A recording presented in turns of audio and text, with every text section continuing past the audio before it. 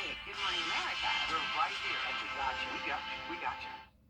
Time and temperature brought to you by your local Honda dealer. Well, good evening, America. I'm Laura Johnson. Tonight we have another life-changing jackpot for you. It's worth an estimated $698.6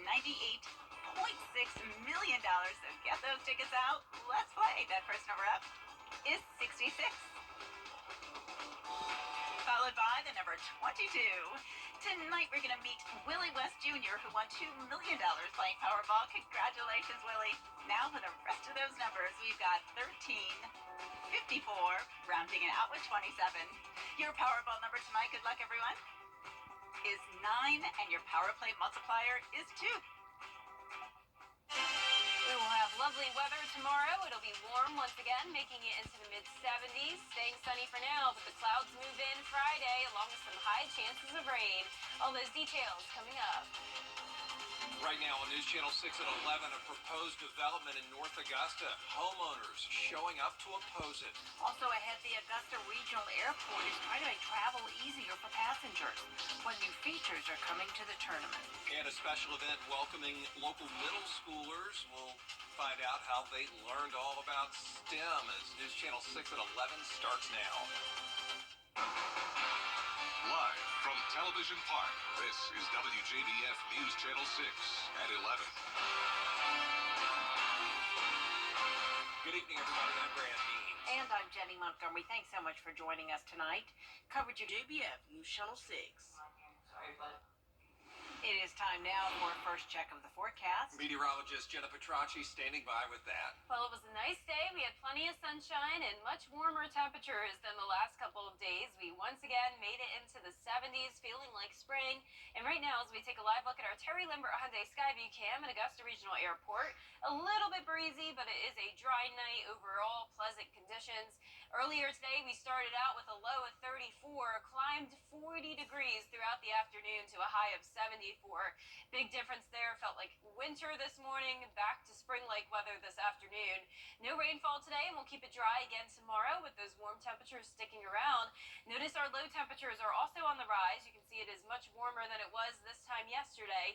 13 degrees warmer in Edgefield and Gibson, 7 degrees warmer in Augusta. So right now the temperatures are in the mid to upper 50s and even some 60s still. 54 in Augusta, 57 in Thompson, Louisville at 61, Aiken, you're at 60. Gibson at 58 and 60 as well in Waynesboro. Edgefield at 59. Winds are coming in from the southwest, 9 miles per hour in Aiken, 7 in Waynesboro. Calm winds currently in the metro. But overall tonight, we will start to see the wind shift due to this cold front approaching. That will bring winds coming in from the northwest instead. And notice that front does not have any rain with it. So this is just a backdoor cold front bringing in reinforcing dry air. And we'll have plenty of sunshine for tomorrow. But starting out the day with clear skies, temperatures will be cooler than they are now, dipping down into the mid-40s. 45 at 7 a.m., 44 at 8 a.m. with the sun coming out and those northerly winds.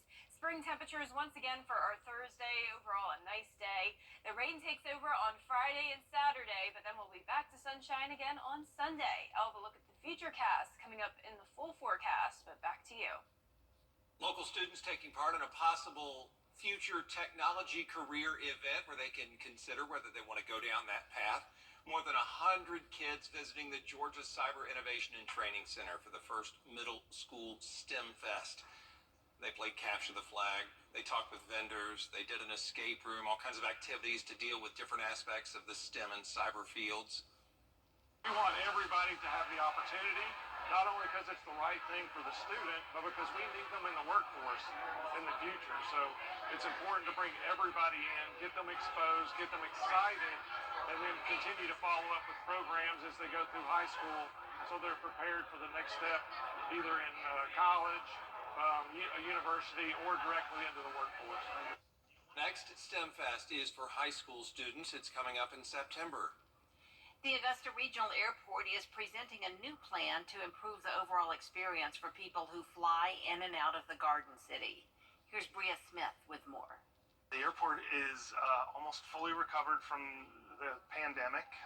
Passengers are back and things are growing, and the airport is trying to get ahead of that growth through this terminal planning process. The plan was unveiled at an open house Wednesday morning. Its goal is to develop short and long-term plans to accommodate current needs and anticipated growth. None of the improvements have been designed yet. They've just been planned, and this is an opportunity for the public to comment on what those plans might look like. It all began in fall of 2022 when Augusta Regional received millions of dollars in a federal fund grant. The bipartisan infrastructure, we were able to get the grant funding for those bridges, so we're very happy to be able to get those. Those new jet bridges being one of the airport's biggest and latest improvements. Rehabilitation of gates 3 and 4. So what that means to the passengers and what they'll see is a larger footprint in our gate area, and the most exciting part, 2 additional jet bridges. So there should be no more ground boarding at Augusta when you're flying through. Airport staff say the best review is satisfied passenger experience. We're continuing to always have a project. Right now, I think we have 5 or 6 in the works right now, and as you can see behind me, we have big plans for our airport. We want it to be the main airport of choice in our community. We don't want people to think about going to Atlanta or Columbia or Charlotte when we have all the amenities and the flights that they want here in Augusta. If you missed the open house but would like to submit your thoughts, we have a link to do that on our website, WJBF.com. A new development could be coming to North Augusta's Riverside Village. An after party at Unwind on Central Avenue following the premiere. Coming up, bringing art back to the Garden City. We'll take a look at the finalists for the new City Gateway sculpture when coverage you can count on continues. And 2 very different days ahead. Tomorrow will be sunny, dry, and warm. Friday will be cooler, wet, and cloudy. I'll have all the details on the forecast all the way into next week coming up. This is going to be Skyview Network, sponsored by Terry Lambert Hyundai. Now, your most accurate forecast with WJBF Live Viper 6. We have had 2 different seasons over the past 7 days. It's felt like winter, it's felt like spring, and it's very back and forth. You can see our recorded high temperatures have varied from the 60s to the 80s, and our low temperatures have varied from the 30s down to around freezing, all the way into the mid-50s. And things are about to change again tonight and into the next couple of days. Tonight will be a warmer night than it's been over the past couple of days. You can see now on our Terry Lambert Hyundai Skyview cam, it's dry, it's clear, and we're still at 54 degrees. We'll only drop into the mid-40s tonight, so we're now well above freezing. Dew point of 40, winds are calm here in the metro and around the CSRA, upper 40s to low 60s, or upper 50s to low 60s, not quite down into the 40s yet. 58 in Sparta, 59 in Sandersville, Aiken still sitting at 60, 61 in Bamberg, 58 in Sylvania and Millen. Satellite radar showing we do have a backdoor cold front knocking on our door. No rain associated with it though, so this will be a dry front, and really all it will do for us is shift our winds from coming in from the south to then coming in from the north by tomorrow. Winds will be breezy at times, up to around 7 miles per hour, gusts up to around 10, and then we'll see the sunshine throughout the first half of the day, warming up to 75, and then starting to see those increasing clouds on Thursday evening. So high is 75 tomorrow, then dropping by around 10 degrees Friday, and we'll see those mid-60s into next Monday as well. Then back to 70 next Tuesday. So high temperatures are a little bit up and down, but it will really be those low temperatures that are noticeably different over the next few days. So this cold front comes through, as I mentioned, really not doing anything for us. Then as we go into Thursday afternoon, nice and sunny. Clouds move in Thursday night ahead of our next low pressure system. And then by Friday morning, if you're headed out and about around 8 a.m., there will be widespread light rain across the entire CSRA. Heavy rain to our west, that'll move through, so some heavy downpours and thunderstorms possible Friday afternoon and evening as this warm front tries to lift through. So it may not make it through all of our counties, so I am expecting a big variety of temperatures on Friday. We'll continue to see some rain into Saturday as well. Keep that in mind if you're headed to the Aiken Steeplechase by 8 a.m. on Saturday. We should get a break from that rain, but I am giving it a 50% chance. Light showers are possible in the afternoon, high of 67, and it will also be very windy. North wind coming in up to 20 miles per hour, gusts up to around 25. Rainfall totals from Friday and Saturday will get to around 1 inch to 1.5 inches. This means that flooding is unlikely, just a marginal risk of excessive rainfall. So isolated flooding, not out of the question, but overall no widespread flooding and no severe weather expected. Saturday, 60% chance of rain, and then on Sunday, completely different. It will be sunny and dry again. Temperatures staying pretty similar though. So as I mentioned, winds pretty breezy at times tomorrow, but it really won't be until Friday and through Sunday where we'll see those gusts up to around 25, maybe even 30 miles per hour. For tonight though, partly cloudy and in those low to mid 40s. Highs tomorrow will be in the low to mid 70s. That 10-day forecast showing the temperatures dip down into the 60s starting on Friday, continuing into next Monday. Low temperatures noticeably warmer into the 50s, but then will cool down again with a low of 38 going into Monday morning and more rain in the middle of next week. Alrighty, Jenna, thank you so much for that. Public Art is ready to make a big return and still ahead an urgent manhunt for an escaped prisoner in Idaho. He and an accomplice shot at 2 officers during the escape. An update on the search when News Channel 6 at 11 continues. But first, the winning numbers for tonight's South Carolina Lottery Pick 3, 480. And your Pick 4 winning numbers tonight, 3079. That Fireball 5.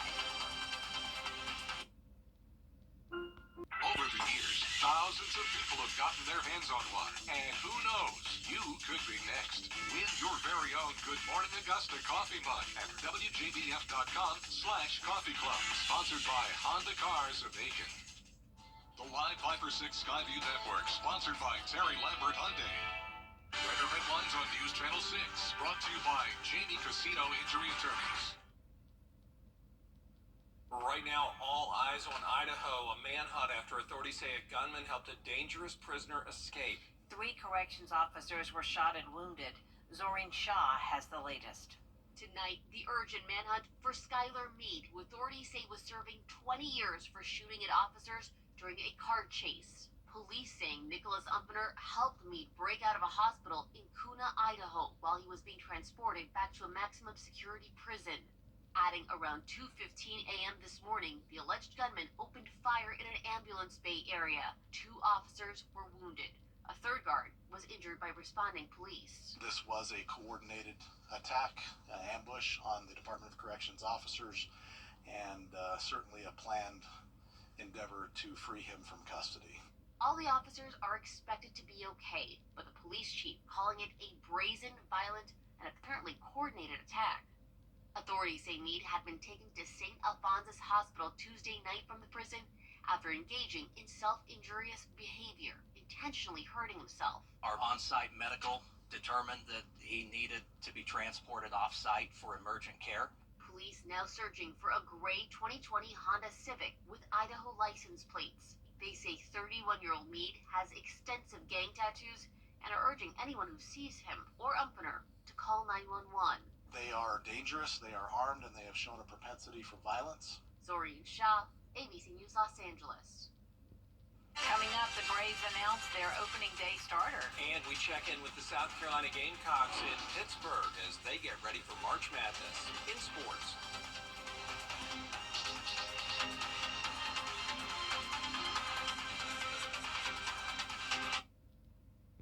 People with disabilities want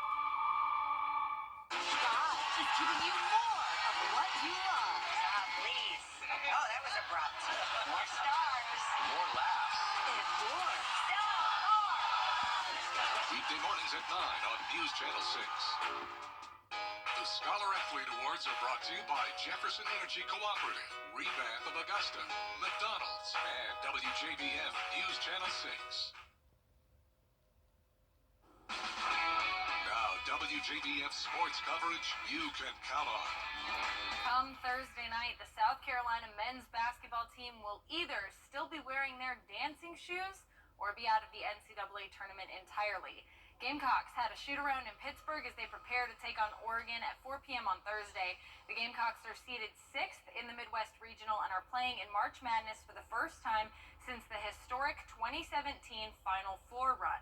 This year's squad hoping for some similar magic in the tournament. Man, it's a blessing for me, man. It's something you look up to as a kid and just work really hard to get to this point. So, this is the farthest I've made it in college. So it's just a blessing for me, man. It's really fun, and I'm excited to go out there and compete and make it as far as we can in the tournament.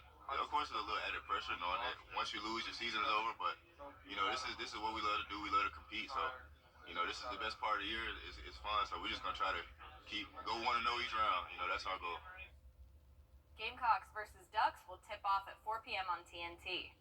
The Braves announced that former Clemson Tiger and Augusta Green Jackets pitcher Spencer Strider will get the opening day start against the Phillies on April 28th.